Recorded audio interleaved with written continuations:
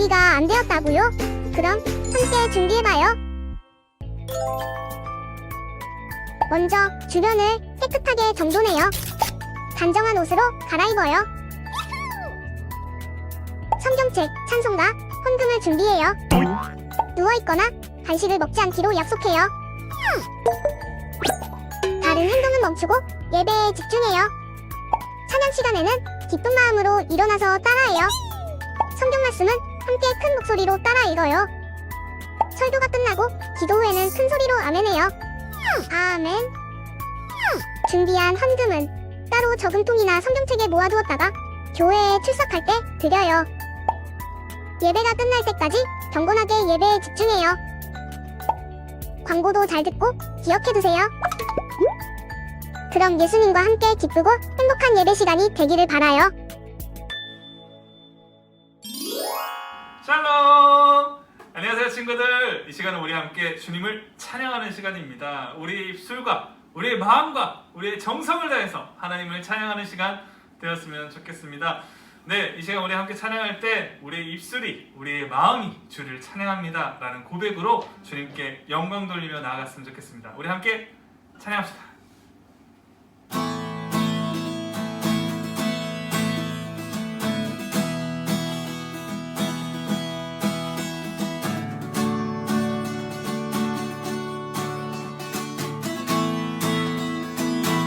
내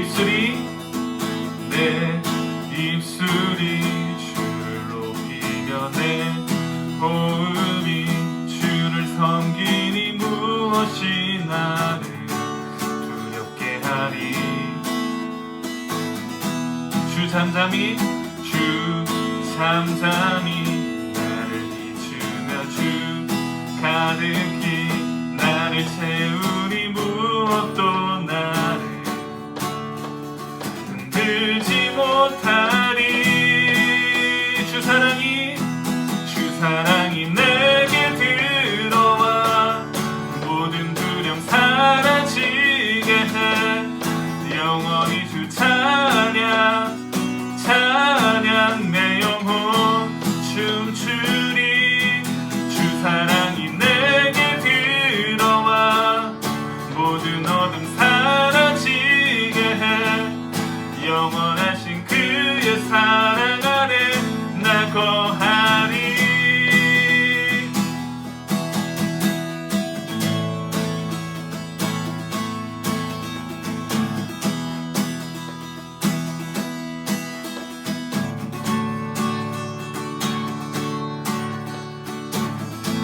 우리 다시 한번 고백합니다. 내 입술이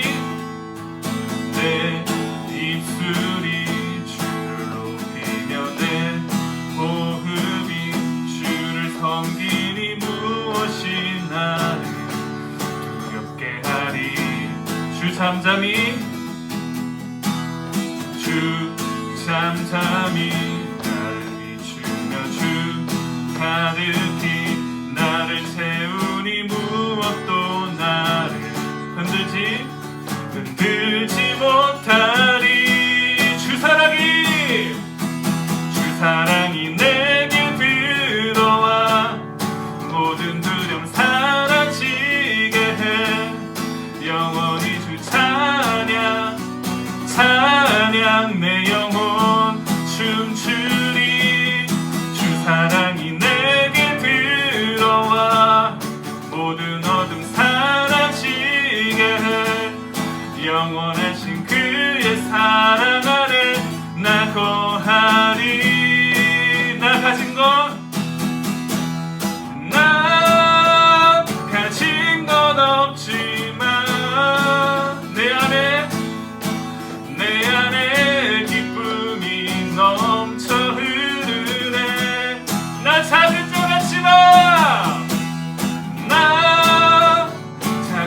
자 같지만 내 안에 빛이 눈먼 땅을 비추리. 주 사랑이 내게 들어와 모든 두려움 사라지게 해. 영원하신 찬양 내 영혼 주 사랑이 내게 들어와 모든 어둠 사라지게 해 영원하신 그의 사랑 아래 나 거하리.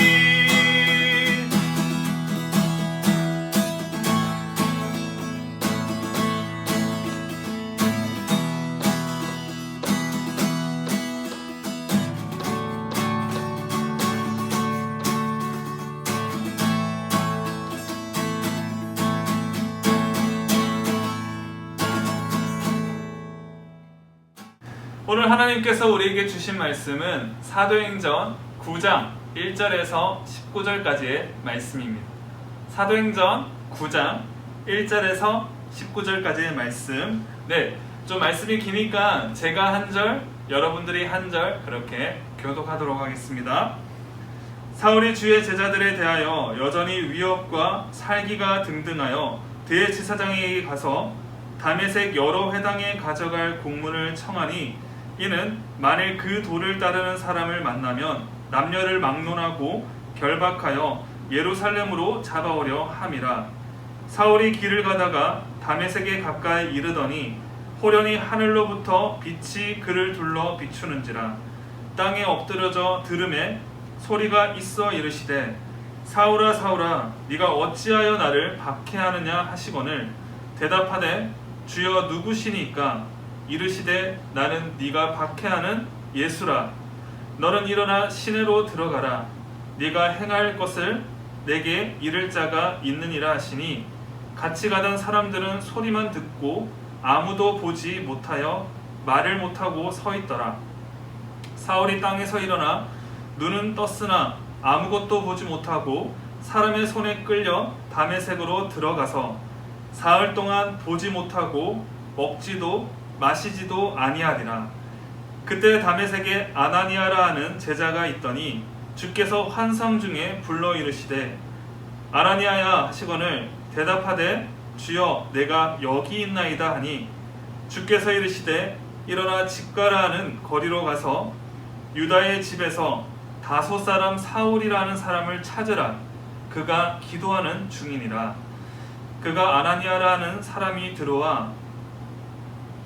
들어와서 자기에게 안수하여 다시 보게 하는 것을 보았느니라 하시거늘 아나니아가 대답하되 주여 이 사람에 대하여 내가 여러 사람에게 듣사온즉 그가 예루살렘에서 주의 성도에게 적지 않은 해를 끼쳤다 하더니 여기서도 주의 이름을 부르는 모든 사람을 결박할 권한을 대제사장들에게 받았나이다 하거늘 주께서 이르시되 가라. 이 사람은 내 이름을 이방인과 임금들과 이스라엘 자손에게 전하기 위하여 택한 나의 그릇이라. 그가 내 이름을 위하여 얼마나 고난을 받아야 할 것을 내가 그에게 보이리라 하시니 아나니아가 떠나 그 집에 들어가서 그에게 안수하여 이르되 형제 사울아 주 곧 내가 오는 길에서 나타나셨던 예수께서 나를 보내어 너로 다시 보게 하시고 성령으로 충만하게 하신다 하니 즉시 사울의 눈에서 비늘 같은 것이 벗어져 다시 보게 된지라. 일어나 세례를 받고 음식을 먹음에 강건하여 지니라. 아멘. 이 말씀은 하나님의 말씀입니다. 네, 여러분 우리 가슴에 손을 얹고 저를 따라서 이렇게 고백하도록 하겠습니다. 우리 늘 하듯이 저를 따라서 고백할게요. 하나님은 나를 사랑하십니다.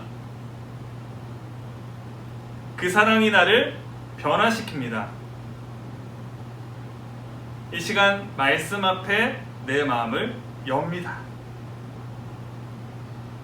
나는 절대로 이전과 같지 않을 것입니다. 아멘? 아멘. 우리가 늘 하는 고백이지만 이게 정말 나의 고백이 되었으면 좋겠습니다. 하나님께서 나를 사랑하심을 깨닫고 우리가 이 시간 주님의 말씀 앞에 내 마음을 열고 그리고 이 말씀을 통해서 내 삶이 이전과 전혀 다른 우리가 말씀을 받은 삶이면 우리 삶이 변화되어야겠죠. 그런 것처럼 이 말씀을 통해서 우리의 삶이 이전과 전혀 다른 새로운 삶으로 살아가게 될 줄 믿습니다. 그와 같은 믿음을 가지고 살아갈 수 있는 저와 여러분들이 되었으면 좋겠어요. 오늘 설교 제목 함께 읽어보도록 할게요. 설교 제목 나와있죠? 함께 읽어보도록 하겠습니다. 시작! 택한 나의 그릇이라. 오늘 택한 나의 그릇이란 제목으로 하나님의 말씀을 함께 나누고자 합니다. 2010년 광저우 아시안게임에 있었던 일이었어요. 바둑 종목 중에서 페어전이라는 경기가 있는데 두 사람이 번갈아 가면서 그렇게 두는 경기입니다. 아무튼 이 바둑 경기가 있는데 결승전이었어요. 그런데 어떤 일이 있었냐면 이 결승전에서 나가야 될 선수가 결승전을 포기하는 일이 발생했었습니다. 여러분 상상 가시나요? 결승전을 포기했어요. 그 사람이 누굴까요? 바로 우리나라 여성 바둑 기사인 조혜연이라는 선수입니다. 이 조혜연 선수가 이 바둑을 이 결승전을 포기한 이유는 다름 아니라 이 주의를 지키기 위해서였다고 해요. 이 결승전이 있었던 날이 바로 일요일이었습니다. 그러니까 주의 날이죠. 주일날 이 결승전이 있었기 때문에 이 조혜연 선수는 믿는 사람이었고 그리스도인이었기 때문에 나는 교회에 가서 예배를 드려야 되기 때문에 그 경기에 나갈 수 없다라며 그렇게 결승전을 포기했습니다. 여러분 이 일이 있고 난 이후에 이 조혜연 선수는 어떻게 되었을까요? 네, 많은 사람들로부터 질타를 받게 됩니다. 아니 무슨 소리냐? 도대체 그게 얼마나 중요하길래 결승전을 포기하냐? 아무리 그래도 아무리 신앙이 중요하더라도 어떻게 그럴 수 있냐? 등등 이러한 여러 가지 질타들이 이 조혜연 선수에게 막 쏟아지게 됩니다. 그리고 이제 한참을 듣다가 이 조혜연 선수도 그러한 이야기들을 듣다 보면 스트레스가 있을 거 아니에요. 그 이야기를 듣다가 결국에는 이러한 답글을 남겼습니다. 내 힘으로는 나가고 싶었지만 주님의 은혜로는 나갈 수 없습니다. 내게 바둑은 삶의 모든 것이지만 예수님을 만난 이후부터는 내 삶의 일부분입니다. 내 삶의 전부는 하나님입니다. 라고 그렇게 고백하게 됩니다. 여러분 멋있죠? 네. 내 삶의 전부. 누가 보더라도 그 결승전, 아시안게임 너무나도 중요합니다. 그런데 이 조혜연 선수에게 있어서 무엇이 더 중요하다는 거예요? 예수님과 만나는 그 예배 시간이 더 중요하다라는 것이죠. 예수님을 만난 이후, 만나기 전에는 그 무엇보다도 그 경기가 더 중요하고 내 삶의 전부였지만 예수님을 만난 이후에는 예수님과 만나는 시간인 이 예배가 너무나도 중요하다라는 것이죠. 여러분에게 한 사람 더 소개하고 싶은 사람이 있습니다. 이 사람 또한 예수님을 위해서 자기 자신의 모든 것을 포기한 사람입니다. 자기가 누리고 있던 지위, 자기와 함께하고 있던 동료들을 포기하고 예수님을 따랐던 사람입니다. 누굴까요? 바로 오늘 성경에 등장하는 사도 바울입니다. 여러분에게 한번 질문해 볼게요. 그렇다면 이 사도 바울이 처음부터 예수님을 잘 따르고 잘 섬겼던 사람일까요? 아닙니다. 오늘 이 이야기를 함께 하고자 해요. 사도 바울이 그렇다면 어떻게 해서 그렇게 예수님을 잘 섬기고 모든 것을 포기했던 사람으로 될 수 있었는지, 그리고 그 이야기가 오늘날을 살아가고 있는 우리들에게 어떠한 교훈과 어떠한 이야기를 하고자 하는 것인지에 대해서 함께 나누고자 합니다.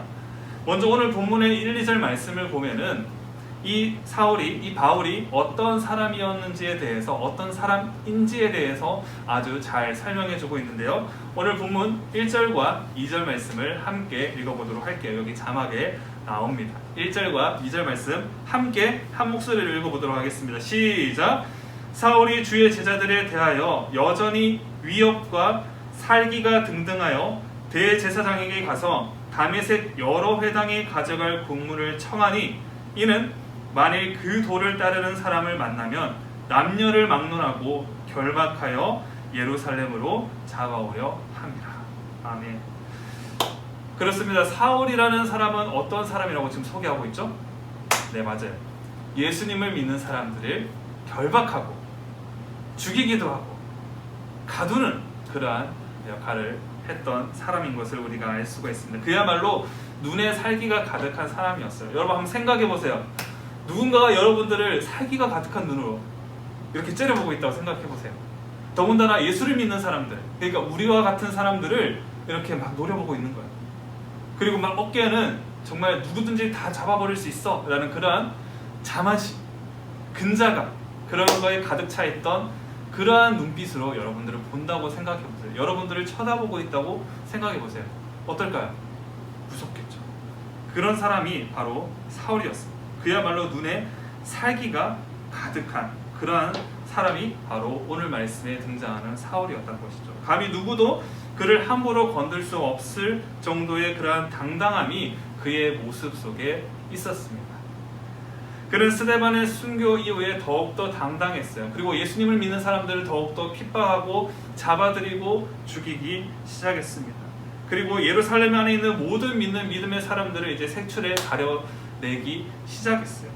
그런데 그곳으로도 부족해서 이 예루살렘으로부터 240km나 떨어져 있는 다메섹이라는 곳에 가고자 합니다. 그리고 그 무대를 옮겨서 그곳에서 믿는 사람들을 더욱더 잡아내고자 해요.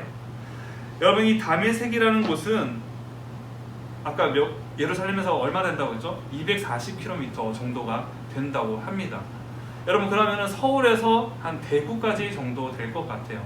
그 정도 되는 거리인데, 아주 먼 거리인데 그 당시 때 대중교통이 있었을까요? 교통편이 원활했을까요? 차가 있었나요? 아니면 비행기가 있었나요? 아니면 기차가 있었나요? 아무것도 없었습니다. 그때 가장 대중적인 교통편은 아마 뭐 낙타나 말이나 그 정도였을 거예요.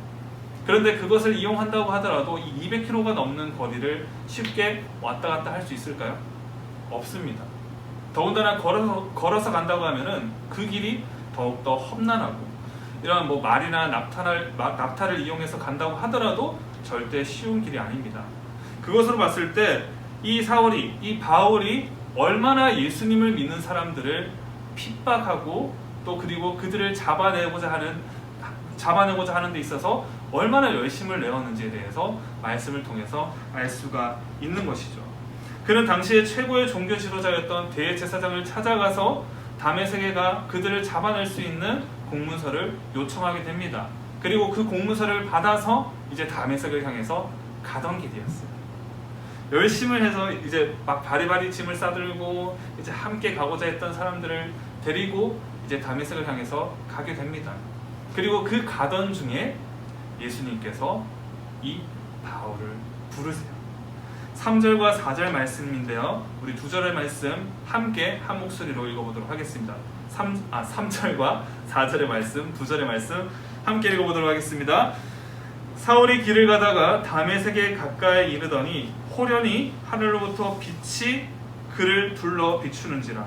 땅에 엎드러져 들음에 소리가 있어 이르시되 사울아 사울아 네가 어찌하여 나를 박해하느냐 하시거늘. 아멘. 교회를 향해서 열심히 박해하던 그에게 예수님께서 찾아가신 목적이 무엇일까요? 왜 예수님은 뜬금없이 예수님을 믿는 사람들을 박해하는, 몰아내는, 죽이는 그러한 바울을 찾아가셨던 걸까요? 그 이유가 오늘 본문 15절 말씀에 잘 나와 있습니다. 이 15절 말씀은 예수님께서 그 당시 때 아나니아라는 사람, 우리와 똑같이 왜 예수님께서 찾아가셨을까? 왜 예수님께서 그를 부르실까라는 그러한 의문을 가지고 있던 사람에게 답했던 말입니다. 15절 말씀 함께 읽어보도록 할게요. 시작. 주께서 이르시되 가라. 이 사람은 내 이름을 이방인과 임금들과 이스라엘 자손들에게 전하기 위하여 택한 나의 그릇이다. 그렇게도 예수님을 믿는 사람들을 박해하던 그를 예수님이 부르신 목적은 복음을 이방인과 임금들과 이스라엘 자손들에게 전하기 위해서라고 이야기하고 있습니다. 택한 나의 그릇이다 라고 이야기하고 있습니다. 그렇습니다. 하나님은 그를 하나님의 복음을 세계 여기저기에 전하기 위해서 그를 부르셨다라는 것으로 우리가 알 수가 있습니다. 그리고 그는 예수님과의 만남을 계기로 인생이 180도로 바뀌게 돼요. 완전히 뒤바뀐 인생을 살게 됩니다. 지금껏 믿는 사람들을 박해하던 그의 입술에서 처음 나온 첫마디가 무엇이냐면 예수님은 바로 하나님의 아들이십니다 라는 고백이었어요. 그의 삶의 목적이 오로지 예수님을 믿는 사람들을 핍박하고 죽이던 인생이었는데 그 인생에서 예수님을 위한 삶으로 바뀌게 되었습니다. 하나님이 이러한 부르심을 통해서 신약성경 27권 가운데 무려 13권을 이 바울을 통해서 쓰게 하십니다. 평생 믿는 자를 박해하며 살기가 가득한 눈으로 살다가 죽을 것 같던 그를 예수님과의 만남으로 말미암아 온 세상의 복음, 온 세상의 하나님의 복음이 그를 통해서 전파되고 우리의 믿음의 뿌리가 되는 하나님의 말씀을 쓰는 놀라운 역사를 이루어 가셨습니다. 서두에 잠깐 나왔던 조혜연 씨의 고백처럼 예수님과의 만남을 통해 삶의 모든 가치관이 예수님이 된 거예요. 사람은 누구나 변화를 꿈꿉니다. 대부분 좀 더 나은 삶을 살기를 원해요. 여러분, 과연 인간적인 의지나 연습으로 오늘 바울과 같은 근본적인 변화를 경험할 수 있을까요? 없습니다. 믿음의 10대를 살아가는 우리의 삶이 완전히 변화될 수 있는 한 가지의 방법은 바로 예수님과의 만남입니다. 무엇이라고요? 예수님과의 만남. 하나님이 바울을 직접 만나신 것은 그를 통해서 이루고자 하신 목적, 택한 나의 그릇이다. 너를 이방인과 임금들과 이스라엘 자손들에게 복음을 전하는 나의 도구로 사용할 것이다 라는 분명한 목적이, 하나님의 목적이 그에게 있었어요. 그렇습니다. 하나님을 나의 아버지라 고백하는 여러분 한 사람 한 사람에게는 분명한 하나님의 부르심이 있습니다. 오늘 또 하나님의 부르심의 목적을 이루시기 위해서 여러분을 만나고 싶어하고 여러분을 지금 또 곁에서 부르시고 있어요. 여러분의 이름을 부르시면서 오늘 또 너를 사용하겠다, 오늘 너와 만나고 싶다라고 여러분을 곁에서 계속해서 두드리고 있다는 것입니다. 그렇기 때문에 우리가 매일을 살아갈 때 어떻게 해야 될까요? 예수님과의 만남을 더욱더 갈급해야 됩니다. 주님 앞에 더욱더 만나기를 원해야 된다는 것이죠. 예수님과의 만남만이 우리의 삶의 근본적인 변화를 가져오게 될 것입니다. 우리의 삶이 변화되어질 수 있는 것은 다른 것이 아니라 세상의 지식과 지혜와 권력과 명예를 통해서 얻어지는 것이 아니라 예수님과의 만남을 통해서 이루어지는 줄로 믿습니다. 이 한 주를 살아가는 동안에 예수님과의 만남을 통해서 새로운 이야기를 써내려갈 수 있기를 바랍니다. 소망합니다. 여러분의 삶 속에서 여러분이 예수님과의 만남 속에 나누었던 이야기, 만났던 그 모든 삶의 그러한 역사 속에서, 스토리 속에서 새로운 이야기를 써내려갈 수 있는 저와 여러분이 되기를 간절히 소망합니다. 기도하겠습니다. 하나님 감사합니다. 귀하고도 복된 주의 날, 우리가 이 귀한 말씀을 통해서 은혜를 나누고 또 누리게 하신 것 너무나도 감사합니다. 하나님, 오늘 본문에 등장했던 사도 바울처럼 우리의 삶이 예수님과의 만남으로 인해서 180도 변화되어지는 놀라운 역사가 이루어지게 하여 주시옵소서.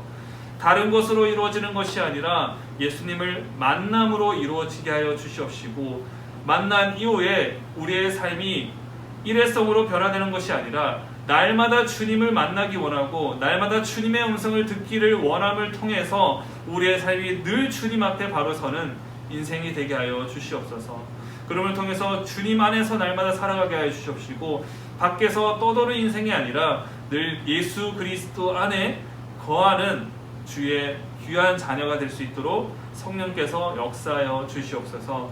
주님께서 날마다 우리의 삶을 인도하시고 붙드시고 역사하심을 믿고 감사드리오며 이 모든 말씀 살아계신 예수 그리스도의 이름으로 기도드립니다. 아멘. 주님이 가르쳐주신 기도로 예배를 마치도록 하겠습니다. 하늘에 계신 우리 아버지, 아버지의 이름을 거룩하게 하시며 아버지의 나라가 오게 하시며 아버지의 뜻이 하늘에서와 같이 땅에서도 이루어지게 하소서.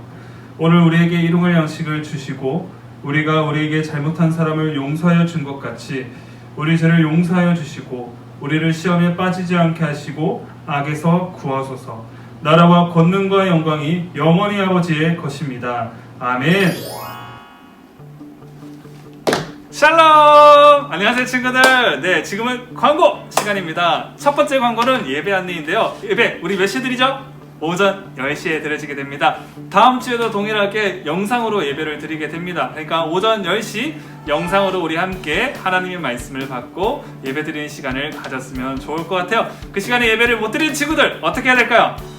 다른 시간에 꼭 드려야 되겠죠. 그래서 어쨌든 예배를 잘 지키고 또 드릴 수 있었으면 좋을 것 같습니다. 두 번째는 헌금 안내. 헌금은 우리가 현장으로 왔을 때 한 번에 예물을 드리면 될 것 같습니다. 세 번째는 오늘의 설교를 기억해요. 네, 지금 너무 잘해주고 있어요. 많은 친구들이 함께하고 있는데 조금 더 많은 친구들이 함께 했으면 좋겠습니다. 포기하지 말고 끝까지 잘 했으면 좋을 것 같아요. 지금 하고 있는 친구들 너무 잘하고 있어요. 예, 너무 이제 전사님이 생각하는 그 말씀 포인트를 잘 잡아서 여러분들이 잘 적어주고 있는 것 같아요. 여러분들도 설교를 들으면서 느낄 거예요. 그 말씀의 핵심 포인트가 거의 한 문장밖에 안 된다는 거. 전사님이 이야기하고 싶은 것은 여러분들이 많은 내용을 듣고 또 가서 기억하는 것도 중요하겠지만은 한 가지의 그 포인트를 가지고 여러분들이 살아갈 수 있었으면 좋겠다라는 생각에 말씀을 최대한 쉽게 여러분들에게 전하고자 그렇게 노력하고 있으니까 여러분들도 말씀 요약할 때 전사님이 어떠한 생각으로 이 말씀을 전하셨을까, 전사님이 어떤 포인트를 가지고 이야기하셨을까를 생각하면서 또 적거나 그려보면 더욱더 좋겠죠. 아무튼 더욱더 많은 친구들, 그리고 지금 하고 있는 친구들도 잘하고 있으니까 더욱더 열심을 내서 끝까지 할 수 있었으면 좋겠습니다. 전사님이 저는 2주밖에 못했는데요. 2주 동안 손 놓고 있었는데 어떡하죠? 라고 생각하고 있는 친구들 늦지 않았어요. 네, 이전에 이제 다행히 영상이 계속 올라와져 있으니까 그 영상을 보고 또 이후에 이제 저에게 늦게라도 보내주면은 전사님이 확인하고 체크해서 또 명단에 넣도록 하겠습니다. 아무튼 많은 친구들이 함께 참여해서 이 말씀을 더욱더 기억하고 또 마음에 품고 또 삶을 살아갈 수 있었으면 좋겠습니다. 네, 광고는 여기까지 하고요. 예, 여러분 코로나 때문에 항상 이제 또 걱정이 많고 또 어려운 상황들이 많은데 여러분들 그때일수록 더욱더 힘내고 파이팅해서 그렇게 우리가 다시 만날 수 있었으면 좋겠습니다. 하나 둘 셋 샬롬하고 우리 인사하도록 할게요. 하나 둘 셋 샬롬.